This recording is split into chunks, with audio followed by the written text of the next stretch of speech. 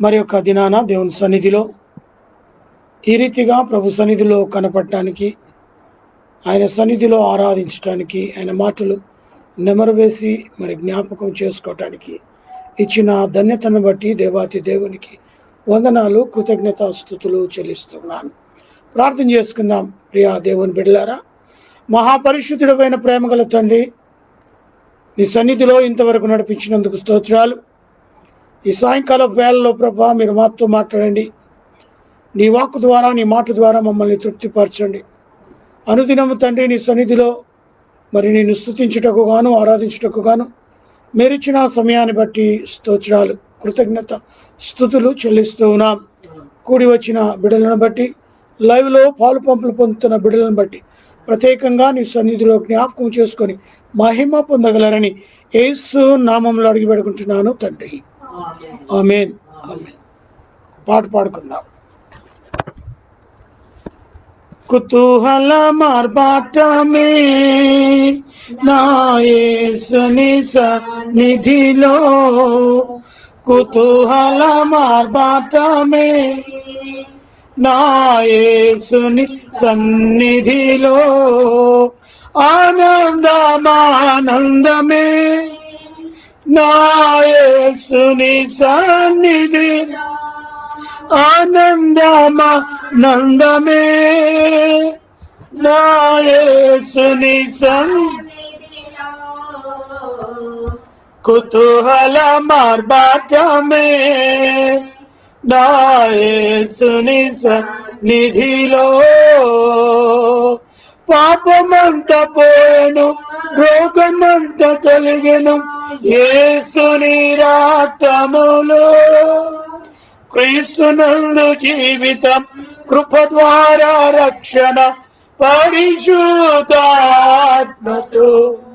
పాపమంత పోయెను, రోగమంత తొలగెను యేసుని రక్తములో, క్రీస్తునందు జీవితం, కృప ద్వారా పరిశుద్ధాత్మలో,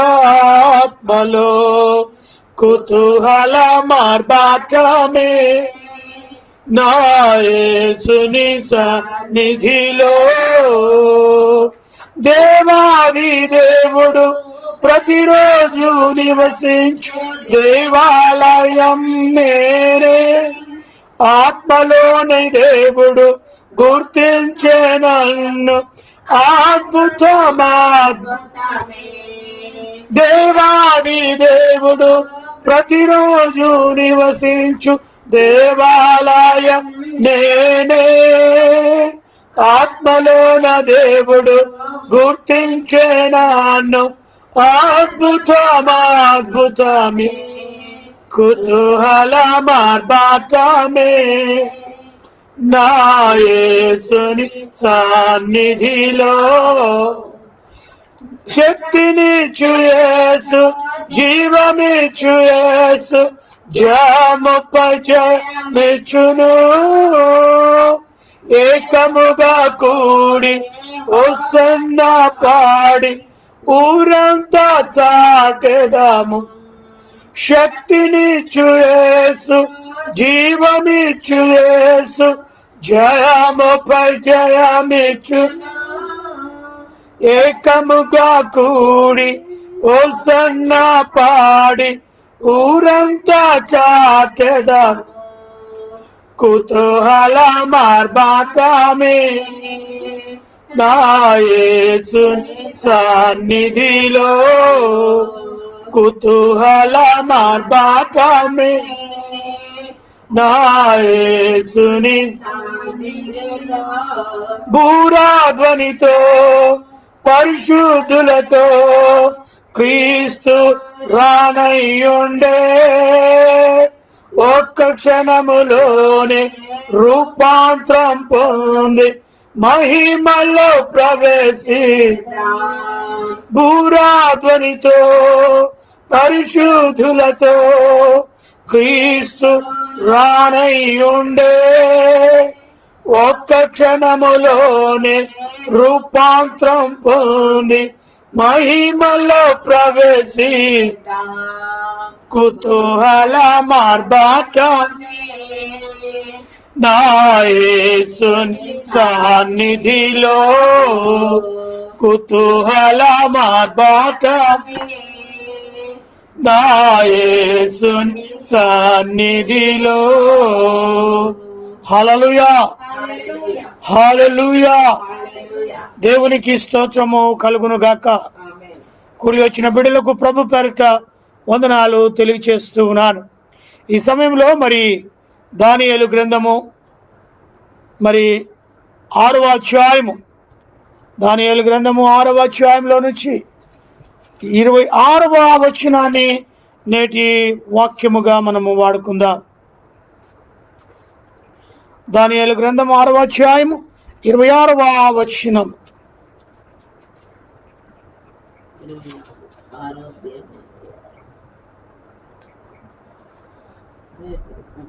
నా సముఖమున నియమించిన దేమనగా నా రాజ్యములోని సకల ప్రభుత్వముల యందుండు నివాసులు దానియేలు యొక్క దేవునికి భయపడుచు ఆయన సముఖమున వణుకుచుండవలెను. ఆయనే జీవము గల దేవుడు, ఆయనే యుగ యుగములుండువాడు.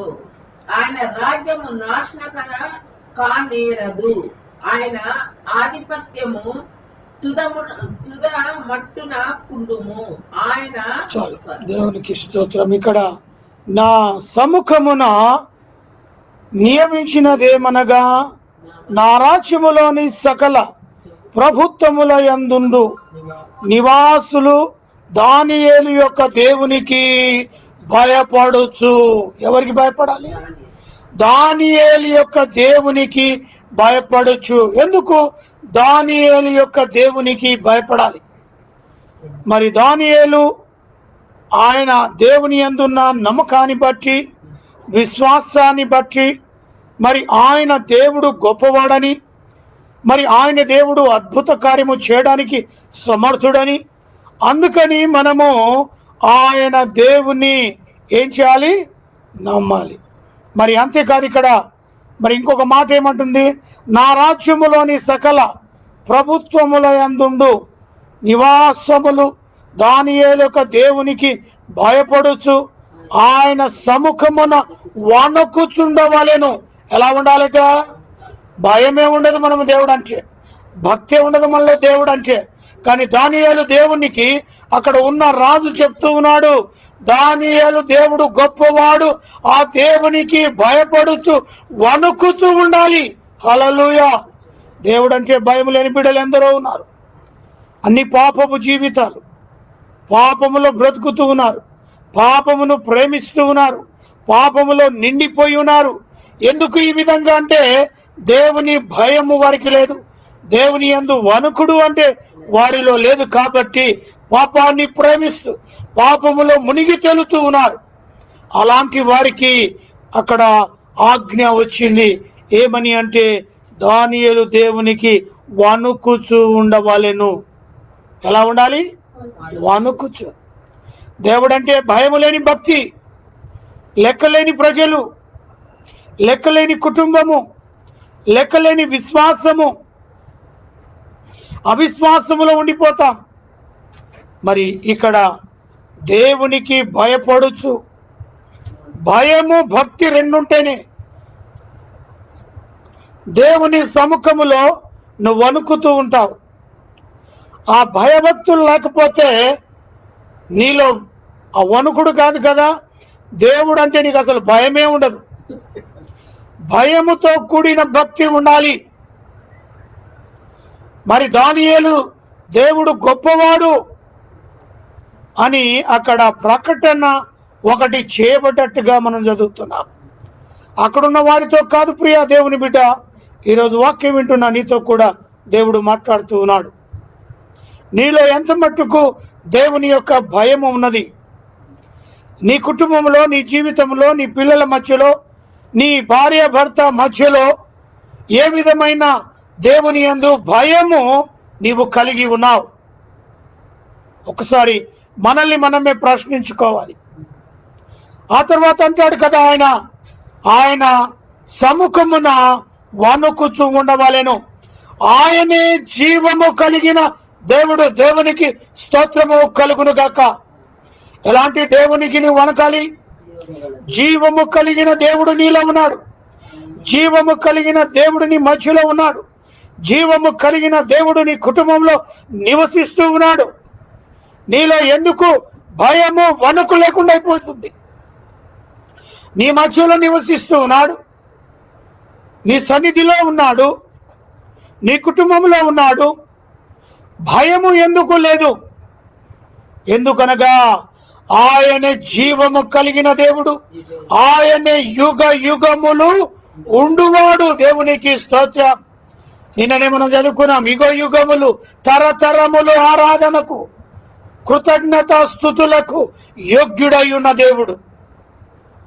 ప్రియా దేవుని బిడ్డ, యుగ యుగములకు ఆయనే ఉండువాడు. ఆయన జీవము కలిగిన దేవుడు. జీవమనగా ఎవరైతే బ్రతికి ఉండి ఉంటారో వారు జీవములో ఉన్నారు అని చెప్తాం మనం. అమ్మా, హాస్పిటల్లో ఎలా ఉన్నాడు? ఆ యొక్క పేషెంట్ ఎలా ఉన్నాడు? ఆయనలో జీవం ఉన్నదా? ఆయనలో ఊపిరి ఉన్నదా? ఆయన ఏ విధంగా ఉన్నాడు అని అడుగుతూ ఉంటాం.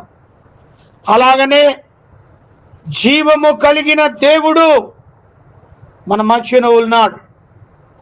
ఆయన యందు భయపడుతూ వణుకుతూ మనం ఉండాల్సిందే. అందుకే మరి ఇక్కడ ఆ మాట తెలియపరిచి ఉన్నది. మనము చూసినట్లయితే ఉదాహరణగా షడ్రక్, మేషక్, అబేద్నెగో అను వారు ముగ్గురున్నారు. వారిలో మరి జీవము గల దేవుని యొక్క ప్రభావము వారిలో ఉన్నది. ఎందుకనగా దానియేలు యొక్క దేవునికి ఈ షడ్రకు, మేషకు, అబేద్నెగో అని వారు భయపడుతూ ఉన్నారు. దేవుడు ప్రతిభను చేశాడు. ఆజ్ఞ వచ్చింది. అక్కడున్న ప్రతి వారు కూడా ఆ యొక్క విగ్రహానికి, ఆ ప్రతిమకు సాష్టాంగపడి నమస్కారము చేయాల్సిందే. చేయకపోతే వారి జీవితంలో ఇంకా మరణమే. ఎవరైతే తృణీకరిస్తారో, రాజు ఆజ్ఞను లెక్క చేయరో, రాజు ఆజ్ఞకు లోబడక నిరాకరించే వారిని మండుచున్న అగ్ని కుండములో పడవేయాల్సిందవా ఆ స్థితి, ఆ యొక్క పరిస్థితి. అందుకే షడ్రక్, మేషక్, అబేద్నెగో అను వారు జీవము కలిగిన దేవుని యందు నమ్మిక ఉంచారు కనుక ఇక్కడ వారు భయము ఉన్నది వారిలో.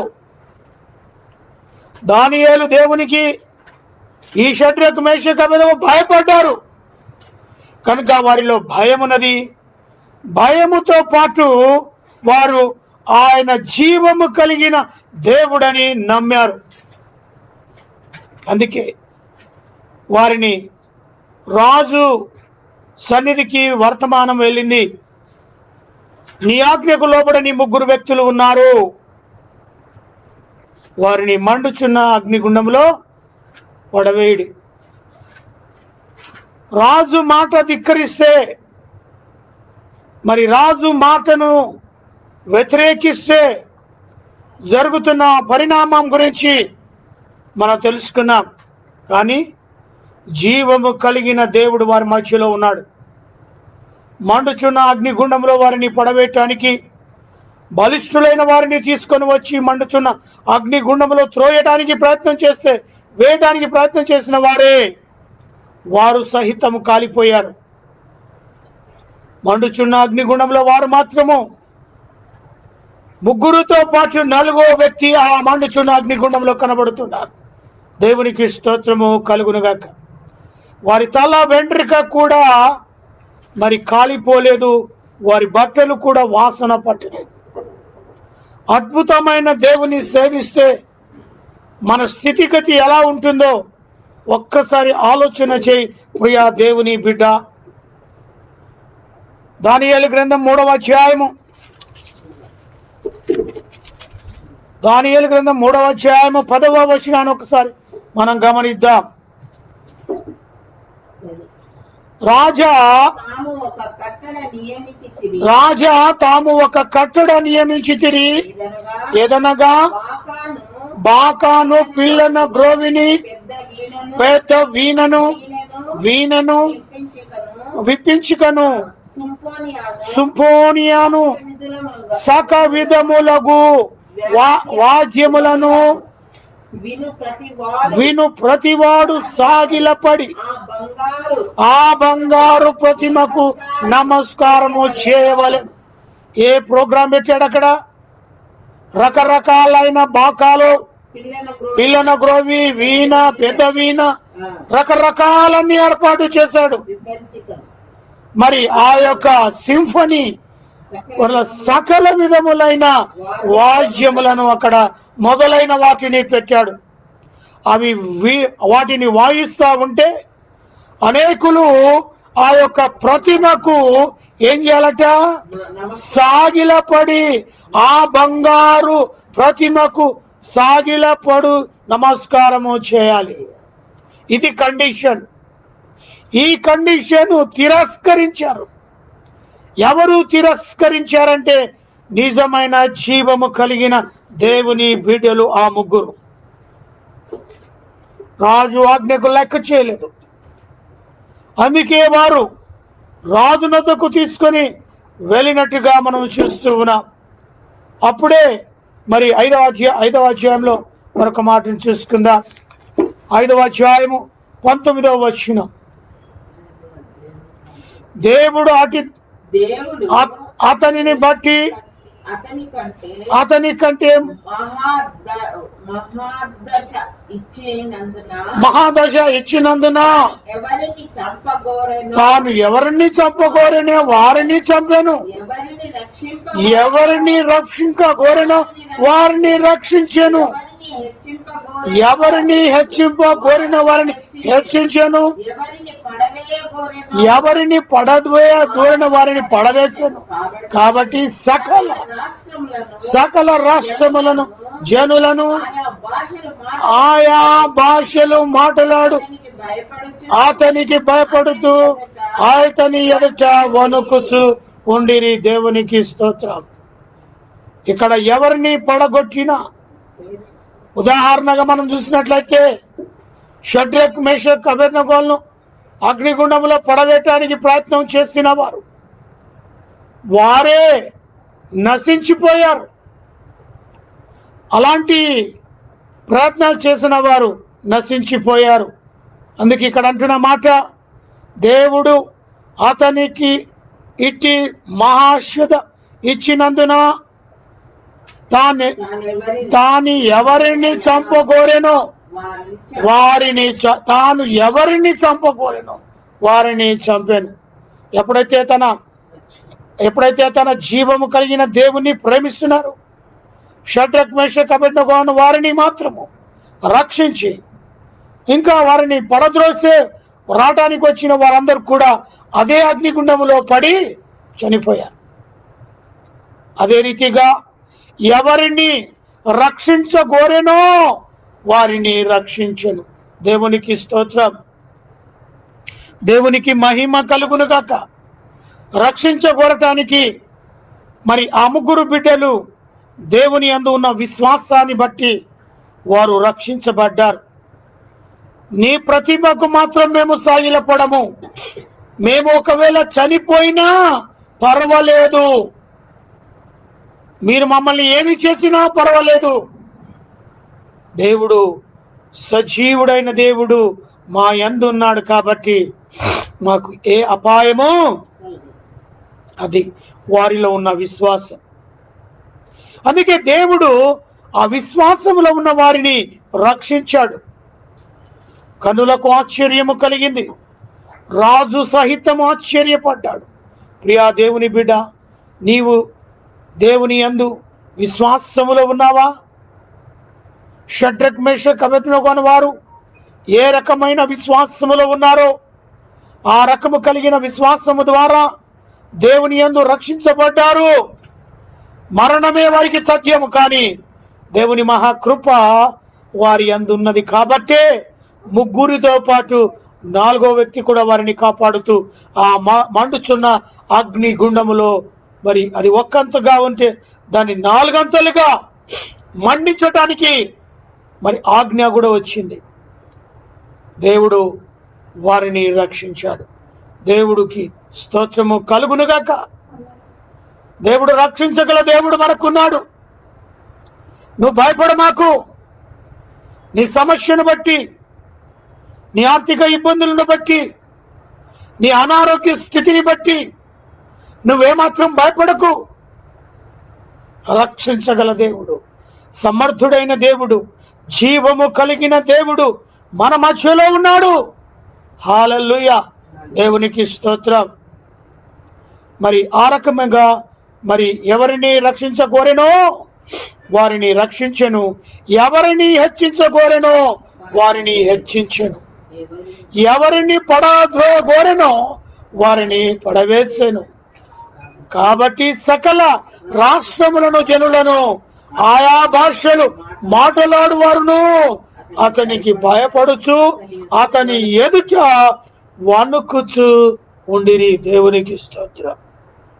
ఆ రకమైన భయము, భక్తిని కలిగి ఉండాలని ప్రభు పేరట మనవి చేయుచున్నాను. 99వ కీర్తన మొదటి వచనాన్ని ఒక్కసారి చూసుకుందాం. 99వ కీర్తన. యెహోవా రాజ్యము చేయుచున్నాడు, జనములు వణుకులు, ఆయన కేరేబుల మీద ఆసీనుడై ఉన్నాడు, భూమి కదులును. దేవునికి స్తోత్రం. అంత బలవంతుడైన దేవుడు. ఇక్కడ యెహోవా రాజ్యము చేయుచున్నాడు. ఆయన రాజ్యము చేయవాడు, ఆయన రాజ్య పరిపాలన చేయవాడు. ఈ లోకమంతా కూడా ఆయన శాసనంలో ఉన్నది. కాబట్టి యెహోవా రాజ్యము చేయుచున్నాడు. జనములు వణుకు. జనములు ఎలాంటి వాళ్ళంట? వణకాలి. దేవుని సన్నిధిలో వణుకుతూ కనబడాలి. ఆయన కేరూబుల మీద ఆసీనుడై ఉన్నాడు. ఎక్కడున్నాడు? కేరూబుల మీద ఆసీనుడై ఉన్నాడు. ఆయన పరలోకములో కేరూబులు షిరూబుల మధ్య ఆయన రెక్కల మీద ఆసీనుడై, సింహాసనము మీద ఆసీనుడై ఆయన భూమిని ఏం చేస్తున్నాడమ్మా? భూమి మరి భూమి ఎలా ఉందంట? ఆయన ఆజ్ఞ ద్వారా కదులుతూ ఉన్నదట. కేరూబుల మీద ఆయన ఆసీనుడైన దేవుడు. అలాంటి దేవుడు మనకున్నందుకు స్తోత్రాలు. అందుకే జీవము కలిగిన దేవుని, జీవముతో ఉన్న దేవుని ఆశించు జలమా, భయపడమాకు. దేవుని యందు నీవు భయముతో, వణుకుతో నీవు కలిగిన ఈ యొక్క ఇబ్బందులు, ఇరుకులు, ఈ యొక్క ప్రతి సమస్యలు దేవుడు నిన్ను రక్షిస్తాడు. మరణముకే సిద్ధమైన వ్యక్తులనే దేవుడు రక్షించాడు. హల్లెలూయా. నువ్వు నేనెంత మరణం వరకు వెళ్ళలేం మనం, కానీ వారిలో ఉన్న విశ్వాసాన్ని బట్టి మరణము సహితానికి కూడా వారు వెనకంజా వేయలేదు. దేవునికి స్తోత్రము కలుగునుగాక. మరొక మాటను మనం చూసుకుందాం. 6వ అధ్యాయము, దానియేలు 6వ అధ్యాయము 20వ వచనాన్ని ఒకసారి చూసుకుందాం. 6వ అధ్యాయం 20వ వచనము.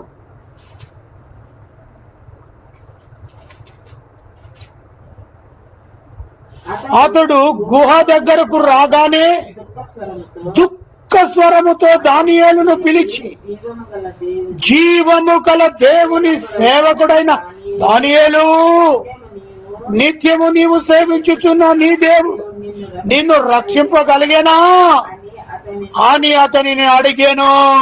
అందుకు మరి ఇక్కడ మనం చూద్దాం. దేవునికి స్తోత్రం. దానియేలు కూడా భయపడలేదు. మరణానికి కూడా వెనకంజ వేయలేదు. ఆకలి కొనిన సింహములు సింహాలను ఆకలితో ఉంచారు. సింహాల గుహను ఓపెన్ చేసి దానియేలును త్రోసేశారు. జీవము కలిగిన దేవుని బిడ్డగా దానియేలు ఉన్నాడు కాబట్టి, దేవుని బిడ్డ, ఎలాంటి పరిస్థితి నేను ఎప్పుడు ఇలాంటి పరిస్థితిని ఎదురుపట్టలేదు. మన జీవిత కాలంలో అలాంటి భయంకరమైన సిచ్యువేషన్ మాత్రం మనకు రాలేదు. కానీ జీవము కలిగిన వ్యక్తిని ఆకలితో నింపబడిన ఆ సింహాల గుహలో దానియేలును పడవేయటం గమనిస్తూ ఉన్నారా? భయంకరమైన సిచ్యువేషన్. ఆలోచన చేస్తేనే భయముతో మన రోమాలు నిలిచిపోతాయి. అలాంటి పరిస్థితి దానియేలుది. ఏ ప్రాబ్లం ఇచ్చినా పర్వాలేదు, కొంచెం సమస్య వస్తేనే మనం ఎంతగానో భయపడిపోతాం. ఏ స్థితికి దిగజారిపోతామో మనకే తెలియదు. ఏం బ్రదర్ ఇలా తాగారు, ఇలా ఉన్నారు అని ఒకరిని మనం అడిగినట్లయితే, నీకేం తెలుసు బ్రదర్, నాకు ఎన్ని టెన్షన్స్ ఉన్నాయో, నాకెంత కష్టం ఉన్నదో నీకేం తెలుసు? అలా దానియేలు అనలేదండి. సింహాల గుహాలకి నేను వెళ్తున్నా కాబట్టి నా టెన్షన్ నాకున్నదని చెప్పి ఆయన మందు తాగలే. మనమైతే మనకున్న టెన్షన్స్ని బట్టి, మనకున్న ఒత్తిడులను బట్టి మనము తీర్మానం తీసుకుంటాం. ఒక క్వార్టర్ ఫుల్ బాటలో కొడితే టెన్షన్ దూరం అయిపోతుంది, ఆపదలు దూరం అయిపోతాయి అని మనం ఇంకా అనారోగ్యానికి పాలైపోతామని తెలియకనే డబ్బిచ్చి కొని మన జీవితాన్ని మనమే పాడు చేసుకుంటున్నాం. దానియేలు ఆరాగా చేయలేదండి. దానియేలు దేవుని యందు భయముతో ఉన్నాడు, వణుకుతూ ఉన్నాడు. కాబట్టి దేవుడంటే జీవము కలిగిన దేవుని బిడ్డగా ఉన్నాడు కాబట్టే భయపడలేదు. అలా వెళ్ళిపోయాడు. ఆకలితో ఉన్న సింహాలు సైతం దానియేలును ఏమి చేయలేకపోయాయి. దేవుడు వాటి నోళ్లను మూచాడు. నోరు విప్పుదామా అని అవి ప్రయత్నము చేసినా కూడా నోరు ఏమాత్రము తెరియలేదు. దానియేలు మాత్రం వాటి మీద ఆసీనులైపోయారు. వాటి మీద హాయిగా నిద్రపోతూ ఉన్నాడు. వాటి మీద పండుకున్నాడు. తలగడగా ఒక సింహం, మరి నడుముకు ఒక సింహం, అలా కాళ్ళ మీద ఒక సింహం, వాటితో సహవాసం చేస్తూ హాయిగా నిద్రపోతున్న దృశ్యం. రాజు వచ్చాడు ఉదయకాల సమయంలో. జీవము కలిగిన దేవుని ఆరాధిస్తున్న దానియేలును వెతికి మనం వెళ్ళి చూద్దాం రండి వచ్చాడు. అదే 20వ వచనం. అతడు గుహ దగ్గరికి రాగానే దుఃఖ స్వరముతో, ఏ స్వరం అంటే దుఃఖ స్వరం అండి, ఏడ్చిన స్వరం. ఎవరిది? రాజుది.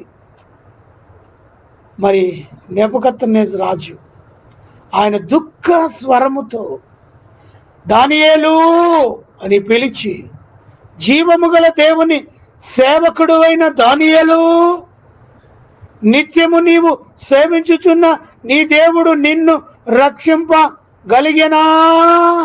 చూడండి ఏ రకముగా ఆయన దానియేలును పిలుస్తూ ఉన్నాడు. ఏ రకమైన ఆ రాగముతో, దుఃఖ రాగముతో, దుఃఖ స్వరముతో, జీవము కలిగిన, అది హేళనగా అనాలా, దానియేలును వెకరిస్తూ అనాలా, లేదా నిజంగానే అతను దానియేలునున్న ప్రేమను బట్టి నిజమైన దుఃఖమే వచ్చిందా అని అనుకోవాలి. మనమే ప్రశ్నించుకోవాలి. కానీ ఇక్కడ మాత్రము ఆయన అంటున్నాడు, దానియేలు, నిత్యమైన నీవు సేవకుడు ఉన్న నీ దేవుడు నిన్ను రక్షింపగలిగేనా అని అతనిని అడిగెను. అందుకు దానియేలు, చదవమ్మా, రాజు చిరకాలము జీవించునుగాక. నేను నా దేవుని దృష్టికి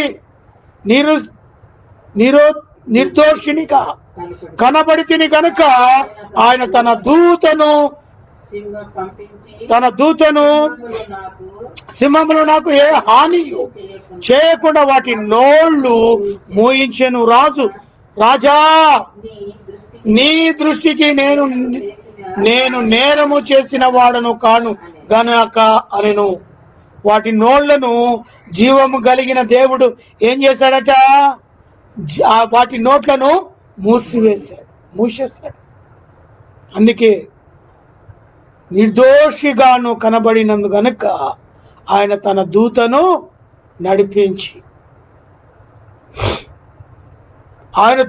నడిపించాడు కనుక దానియేలు రక్షించబడ్డాడు. షడ్రకు, మేషకు, అబేద్నెగో అను వారు కూడా రక్షించబడ్డారు.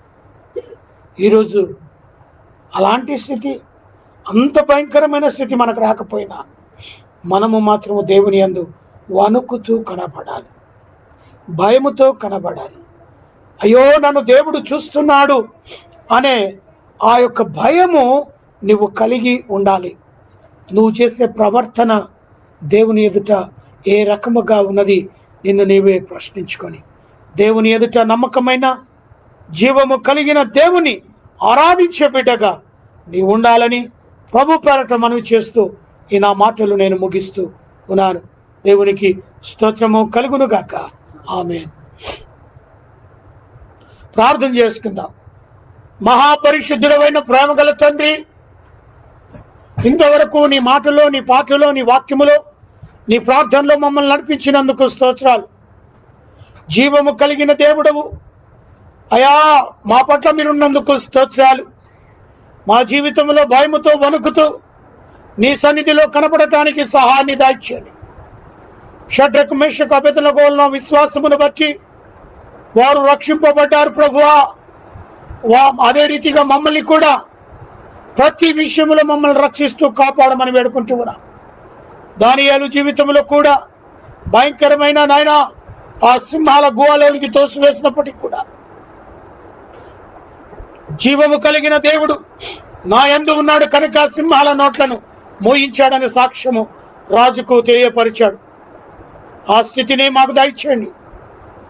ఏ ప్రాబ్లం వచ్చినా ప్రాబ్లంల వైపు, కష్టాల వైపు, నాయన దుఃఖం వైపు మేము చూడక నీ వైపే చూచే బిడ్డలుగా, నీ వైపే భయముతో, భక్తితో వణుకుచూ తండ్రి మమ్మను మేము రక్షించుకుని లాగునాని సన్నిధిలో కనబడే బిడ్డలుగా దయచేయండి. ఎందరైతే ప్రభువా ఈ వర్తమానాన్ని విన్నారో వారిని అందరినీ దీవించండి, ఆశీర్వదించండి. భయంకరమైన విపత్తులో మేముంటుండగా మమ్మల్ని మీరు రక్షించండి ప్రభు, కాపాడండి. ఓ దానియేలు దేవా, షడ్రకు, మేషకు, అబేద్నెగోల దేవా, జీవము కలిగిన దేవా, మమ్మల్ని రక్షించండి. భయంకరమైన విపత్తులో నుంచి మమ్మల్ని కాచి కాపాడుతున్నందుకు స్తోత్రాలు.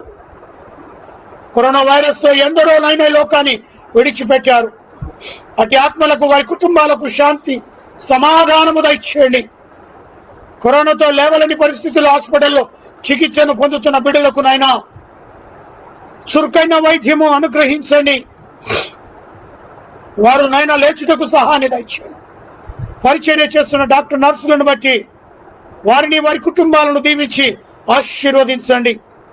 ఓపిక, సహనమును వారికి దయచేయండి. మా దేశ నాయకులను బట్టి ప్రార్థిస్తున్నాం. రాష్ట్రపతిని, ప్రధానమంత్రిని, ఆయా రాష్ట్రాల్లో ఉన్న ముఖ్యమంత్రులను, మంత్రులను, ప్రతి ఒక్క మినిస్టర్లు, వారి కుటుంబాలను ప్రభువా, ప్రతి ఒక్క రాజకీయ వ్యక్తులు, వారి కుటుంబాలను ప్రభువా నీ సన్నిధిలో కాచి కాపాడండి. అదే రీతిగా యేసు ప్రభువా మరి పోలీసు వారిని బట్టి నైనా, ప్రెస్ వారిని బట్టి, పారిశుద్ధ కార్మికులను బట్టి, మిలిటరీ వారిని బట్టి ప్రార్థిస్తూ ఉన్నాం. వారిని, వారి కుటుంబాలను ప్రభువా కాచి కాపాడండి. వారు చేస్తున్న సేవను ప్రభువా మీరు దీవించండి, ఆశీర్వదించండి. అంతేకాదు మా ప్రభువా, బేతేలు క్రీస్తు సంఘాన్ని బట్టి, సంఘ సభ్యులకై ప్రార్థిస్తూ ఉన్నాం. భారతీయ సిస్టర్ బెనహార్ బ్రదర్ బట్టి, వారికి అనుగ్రహించిన కుమార్తె, కుమారుని బట్టి, నూతనంగా జతపరచబడిన యవన బిడ్డలను బట్టి ప్రభువా వారి జీవితంలో గొప్ప కార్యాలు, అద్భుత కార్యాలు జరిగించండి. ప్రేమ అనురాగాలు వారి జీవితంలో నెలకొల్పండి. అదే రీతిగా నైనా రవి బ్రదర్, అనిత సిస్టర్కై ప్రార్థిస్తూ ఉన్నాం. ఇచ్చిన కుమార్తె కుమారునికై నీ సన్నిధిలో వారి పట్ల గొప్ప కార్యాన్ని జరిగించండి. సాయి బ్రదర్, అనిత సిస్టర్కై ప్రార్థిస్తున్నాం. వారికి అనుగ్రహించిన కుమారుని బట్టి నీ సన్నిధిలో ఎత్తి పట్టుకొని గొప్ప కార్యాలు జరిగించండి. వారి కుటుంబ సభ్యులందరినీ కూడా ఆశీర్వదించండి. రాజేష్ కుటుంబాన్ని, తన సతీమణి, కుమారుడు, వారి యొక్క రక్త సంబంధులందరినీ కూడా దీవించండి. రమేష్ సుశీలను బట్టి ప్రార్థిస్తున్నా. ప్రభా, నీకు తెలుసు ప్రతి విషయము. నీ ఎదుట ఏది దాచబడలేదు. సమస్తం ఎరిగిన వాడు మనస్సును మార్చండి. ఏకముగా వారి సరిగా నీ సన్నిధిలో కనబడి బిడ్డలుగా వారిని, వారి కుటుంబాన్ని, బిడ్డలను దీవించండి. అదే రీతిగా మా ప్రభా ఆసాబు కుటుంబాన్ని కూడా దీవించండి. అమర్ కుటుంబాన్ని తండ్రి దీవించి ఆశీర్వదించండి. మా ప్రభా మరి నైనా ప్రత్యేకంగా నీ సన్నిధిలో అయా మరొకసారి ప్రార్థిస్తూ ఉన్నాం.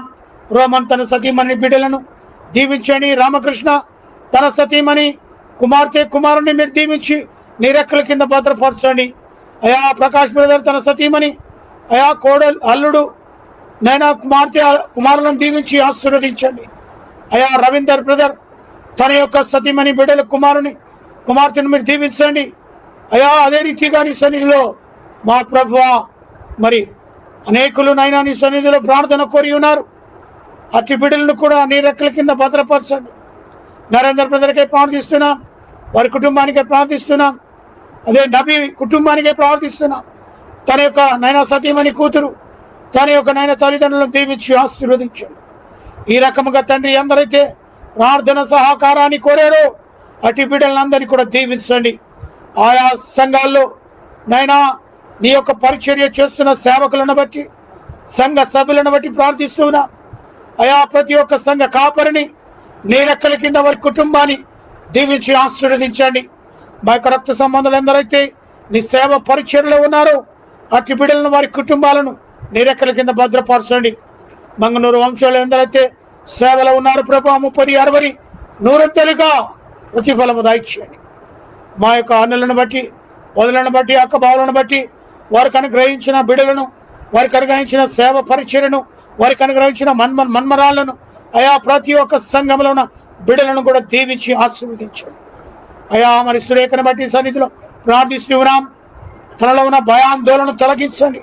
తనను, తన భర్తను, బిడ్డలను దీవించండి. అయా ప్రత్యేకంగా నీ సన్నిధిలో నాయన పింకికై, విజయ్కై ప్రార్థిస్తున్నాం. నీవిచ్చు బహుమానానికి వారసులుగా వారిని నిలబెట్టండి. అయా డింపును, టీనను బట్టి ప్రార్థిస్తున్నాం. మీరు ఇచ్చిన బహుమానాన్ని ఏ రీతిగా పెంచి పెద్ద చేయాలో అలాంటి జ్ఞానం బిడ్డలకు దయచేయండి. చిన్నను బట్టి, నాయన హానిని బట్టి, వారికి అనుగ్రహించిన కుమారుని బట్టి ప్రార్థిస్తున్నాం. నీ రెక్కల కింద భద్రపరచండి. ప్రత్యేకంగా మా ప్రభువా హానిలో ఉన్న తండ్రి ఆ ఎక్కీలను తీసేయండి. ఆ ఎక్కీలు ఎందుకని వస్తున్నాయి? దురాత్మ శక్తులను లయపరచండి. తనకు ఆవరించిన శక్తులను బట్టి ప్రార్థిస్తున్నా. ఇక్కడ ప్రార్థిస్తున్నవా తనలో అయా నీ యొక్క ఆత్మ కార్యాలు జరుగునుగాక. దురాత్మ శక్తులను లయపరచమని యేసు నామములో అడుగుతున్నా. ప్రభా బిడ్డను నీరే కాచి కాపాడు భద్రపరచగలను వేడుకుంటూ ఉన్నా. అదే రీతిగా మా ప్రభా మరొకసారి నీ సన్నిధిలో ప్రార్థిస్తున్నాం. నాని యొక్క పేరెంట్స్ని బట్టి, తన యొక్క తల్లిని, తండ్రిని, నాయనా చెల్లిని, తమ్ముని, బావను, బిడ్డలను దీవించి ఆశీర్వదించాడు. భయంకరమైనగా నైనా వారి యొక్క అనారోగ్య పరిస్థితులు ఆరోగ్యాన్ని దయచేశారు. వారు చేస్తున్న ప్రతి కష్టము అయా ప్రతి ఒక్క లాభము పొందుకోవడానికి సహాయాన్ని దయచేయండి. అయా మరొకసారి మా యొక్క బామర్దులను బట్టి, మర్దలను బట్టి, వదలను బట్టి, వారికి అనుగ్రహించిన బిడ్డలను బట్టి సమస్తమైన నైనా మన్మరాలను నీ రెక్కల కింద భద్రపరచు. నాని ప్రయాణమై నైనా కరీంనగర్ ప్రయాణమై వెళ్ళాడు. తన ప్రయాణమై తోడుగా ఉండి నడిపించినందుకు వచ్చారు. నువ్వు నాని దీవించండి, ఆశీర్వదించండి. వాళ్ళకు అనుగ్రహించిన కుమార్తెను బట్టి జ్ఞానమందు, వయసునందు, నీ అందున మనుషులదైన చిన్ననాటి నుంచి ఎదుగుటకు సహాయం దయచేయండి.